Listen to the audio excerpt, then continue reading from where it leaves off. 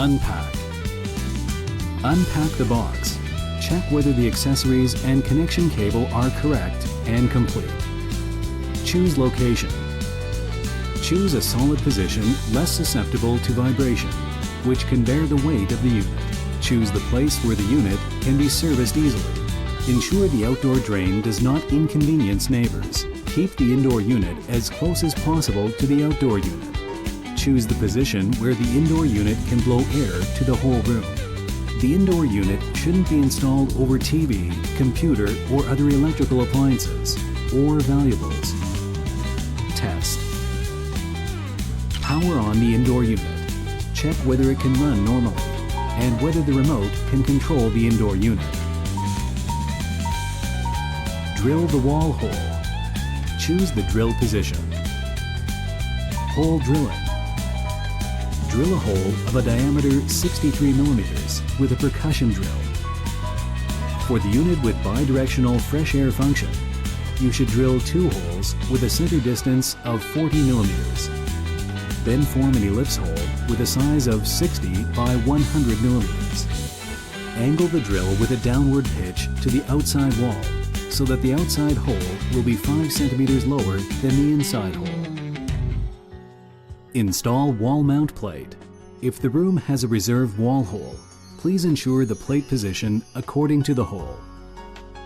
Ensure the installation position of the indoor unit. Determine the position by the customer's requirement or the trend of the connection pipe.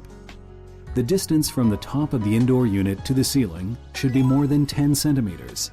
From the bottom of the unit to the ground should be more than 2.1 meters. And from the side of the unit to the wall should be more than 10 centimeters. Find the horizontal position with a gradienter. Mark the horizontal position, then drill the nail holes with a percussion drill. Next, put expansion plugs into the hole. Then fix the plate with bolts.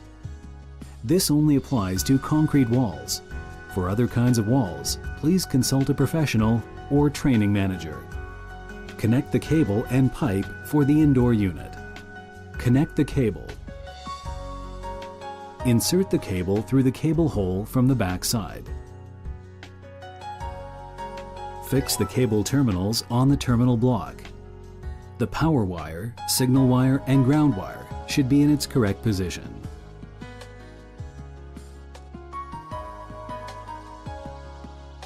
If you need to extend the wire joint should be mutually staggered approximately 10 centimeters, and the joint should be wrapped approximately 5 centimeters with insulating tape. Pipe connection. Check whether the pipe is intact. Remove the pipe cover. Keep the pipe flared end aligned with the valve joint and tighten the nut. Do not let dust, sand, or water get inside the pipe. Note: the pipe only can be extended by welding, and after being extended, you should add refrigerant. Package the pipe and wire. Tidy the pipe and wiring harness.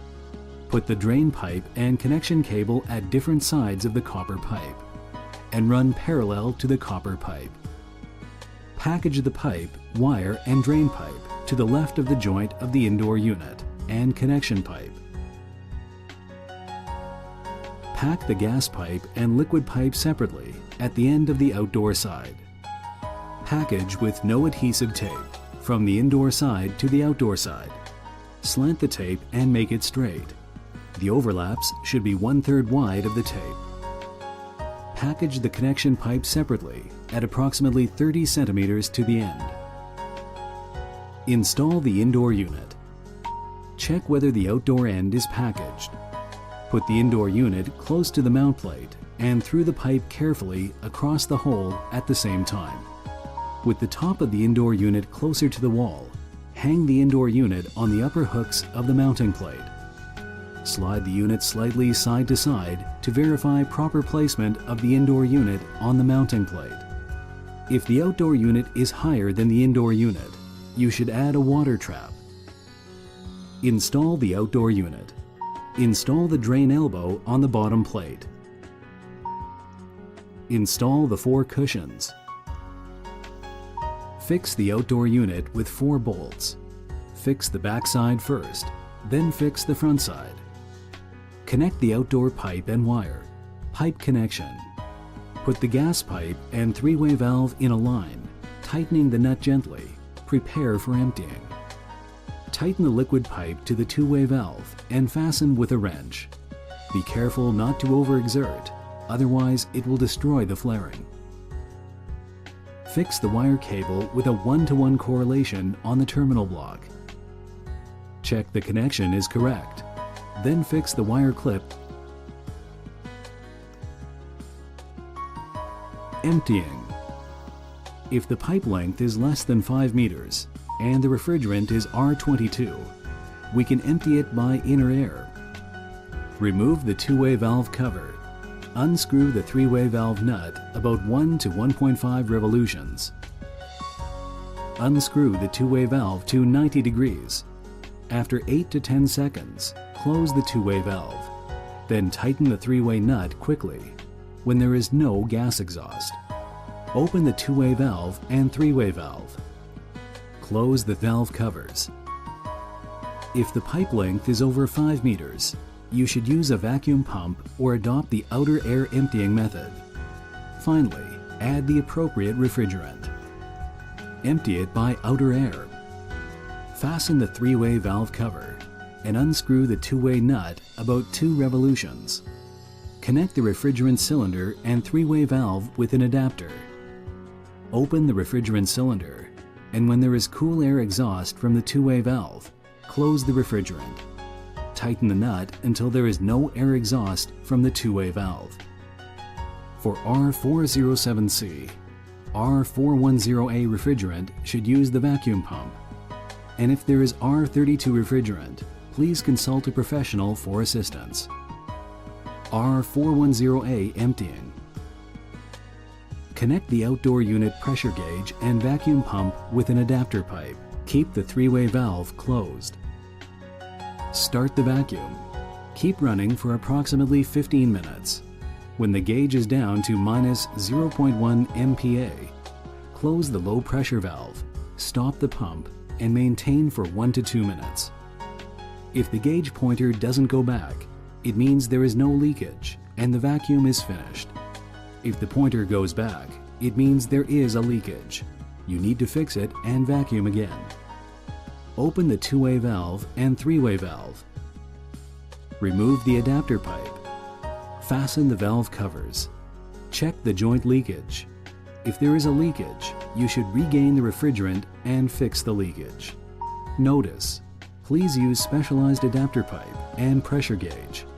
Add refrigerant and extend pipe for R410A. Attention! The R410A tools cannot be mixed with other kinds of refrigerants. Do not use R22 accessories on R410A equipment. Do not add R22 refrigerant into the R410A system. Do not add too much refrigerant at one time. The correct way is charging multiple times and in small quantities. Requirements for adding refrigerant. Put the R410A cylinder on the electronic scale and use an adapter pipe to connect the outdoor unit and cylinder. Keep the cylinder erected. If there is no siphon tube inside, you should keep it upside down. If there is a serious leakage, you should vacuum the system and then charge. Generally, the refrigerant cannot be charged if the refrigerant quantity in the cylinder is less than 10%. Adding refrigerant. For newly installed AC with extended copper pipe, you need to add refrigerant. Please vacuum the system and add refrigerant using the following. Put the R410A cylinder on the electronic scale. Close the gauge valve and connect the adapter pipe. Open the cylinder valve. Adjust the electronic scale number to 0. Then open the gauge valve to charge refrigerant. Control the quantity by the scale. Close the gauge valve. Remove the adapter pipe. Close the valve and check for any leakage. The extend pipe should add refrigerant. If the copper pipe length is over 5 meters, the refrigerant must be added. Please refer to the table below. The add quantity is 20 grams per meter. For every 1 meter increment, you should add 20 grams of refrigerant. Leakage test. Use a halide leak detector. Put the probe close to the pipe joint. It will sound an alarm or a light will flash when the system has leakage. Start the unit and set to heating mode, and put a soap water sponge on the pipe joint. Use soapy water with a sponge. Put the sponge on the joint of the valves, and if there is any leakage, bubbles will appear. At every position, you should stay for over 3 minutes. If the system has any leakage, please stop the unit and make repairs. Notice: heat mode is better to help find leakage points. For multiple split type, before doing the leakage test, you should power on all units. Unit test. Check whether the pipe and cable is packaged. Check whether the ground wire is charged. Check whether the indoor and outdoor units are horizontal and secure. Pour some water on the evaporator. Check whether there is any water leakage. Check whether the two-way valve and three-way valve are opened. Fill hole. Choose an appropriate container to fill and process the gypsum powder. Fill the hole with gypsum powder.